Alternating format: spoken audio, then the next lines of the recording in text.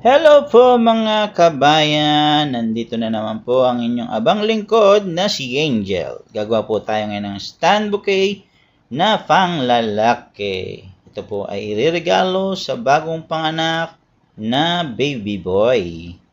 Kaya po ang ating motive ay gypso na inisprayan natin ng blue at white roses. Ang presyo ng ating bouquet ay 100 SR. Ang ating customer ay suki natin.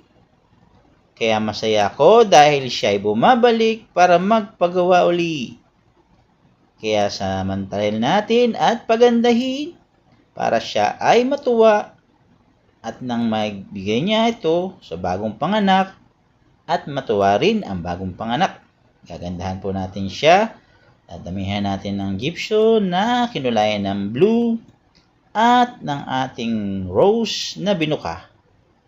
Rose white. Ang ginawa po natin ay naglagay muna tayo sa taas ng blue na gypsophilia. At ang unang nilagay natin ay ang puting rose pababa. Pabilog lang po ang gagawin natin hanggang makumpleto natin yung bilang ng bulaklak for 100 SR. Bali, ang bilang ng bulaklak is 18 pieces at ang gypso ay kabilang para maging 100 ang presyo. Yan po, malapit na po nating matapos ang ating order na stand bouquet worth 100 SR at babalutin na po natin siya ng white wrapping paper.